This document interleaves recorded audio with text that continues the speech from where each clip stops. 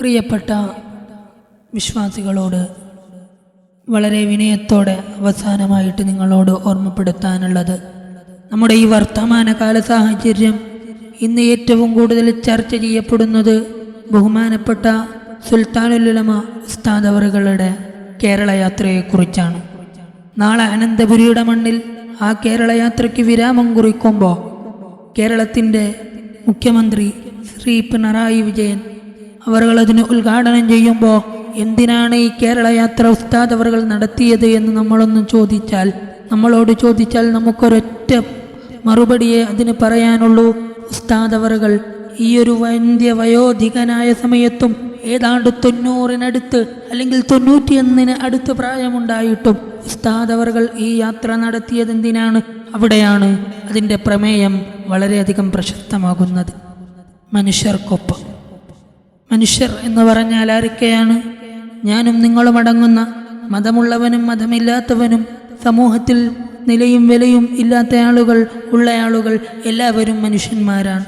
പ്രിയപ്പെട്ടവരെ, എന്തിനാണ് ഒരു ഉസ്താദ് പള്ളിയിലേതെങ്കിലും ഒരു മൂലക്കിരുന്ന് ദർസ് നടത്തേണ്ട ഒരു പണ്ഡിതൻ ഇങ്ങനെ ഒരു യാത്ര നടത്തുന്നത് എന്ന് ചോദിച്ചാൽ അത് ഇപ്പോൾ വളരെയധികം പ്രശസ്തമാകുന്ന ഒന്ന് തന്നെയാണ്. കാരണം എന്തെന്നറിയോ?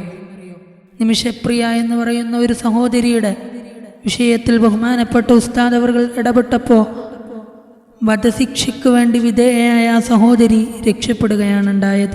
പ്രിയപ്പെട്ടവരെ, മനുഷ്യർക്കൊപ്പം എന്ന പ്രമേയം ഇതാണ് നമ്മളെ ചൂണ്ടിക്കാണിക്കുന്നത്. മനുഷ്യർക്ക് തന്നെയാണ് ലോകത്ത് ഏറ്റവും വലിയ വിലയുള്ളത്. മനുഷ്യന് മൂല്യമുള്ളതുപോലെ ലോകത്താർക്കാണ് പ്രിയപ്പെട്ടവരെ മൂല്യമുള്ളത്? ലോക നേതാവ് മുഹമ്മദ് റസൂലുള്ളാഹി സ്വല്ലല്ലാഹു അലൈഹി വസല്ലമ തങ്ങൾ അവിടുന്ന് മനുഷ്യനെയല്ലേ നമുക്ക് പരിചയപ്പെടുത്തി തന്നത്? അവിടുന്നതാ ഒരിക്കലും സഹാബത്തുൽ കിറാം റളിയല്ലാഹു അൻഹും അവരുടെ അടുത്ത് ഇങ്ങനെ ഇരിക്കുമ്പോൾ അവിടുന്ന് ഒരു ജനാസ ഇങ്ങനെ പോകുമ്പോൾ ഹബീബ് മുഹമ്മദ് റസൂലുള്ളാഹി സ്വല്ലല്ലാഹു അലൈഹി വസല്ലമ തങ്ങൾ അവിടുന്ന് അതായി എഴുന്നേൽക്കുകയാണ്.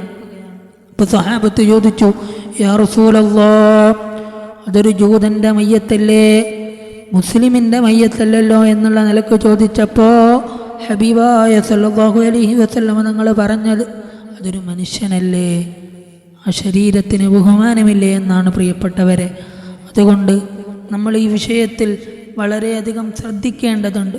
സുൽത്താനുൽ ഉലമ ഉസ്താദ് അവറുകളാണെങ്കിലും സുന്നത്തി ജമാഅത്തിൻ്റെ വിഷയത്തിലാണെങ്കിലും പ്രിയപ്പെട്ടവരെ, കേരള മുസ്ലിം ജമാഅത്ത് നേതൃത്വം കൊടുത്ത് ബഹുമാനപ്പെട്ട ഉസ്താദ് അവറുകളുടെ നേതൃത്വത്തിൽ ഇത് നടക്കുമ്പോൾ നമ്മൾ മനസ്സിലാക്കേണ്ടത് വലിയൊരു സത്യമാണ്. എന്തെന്ന് ചോദിച്ചാൽ, കേരളത്തിലുള്ള മുഴുവൻ ആളുകളുടെയും എല്ലാ ജനങ്ങളും ജനവിഭാഗങ്ങളും മതങ്ങൾ മറന്ന് ജനങ്ങളായി അത് ഒറ്റക്കെട്ടായിട്ടാണ് ഈ ഒരു യാത്രയെ വരവേൽക്കുന്നത്. ഇൻഷാ അല്ലാഹ് കേരളത്തിൽ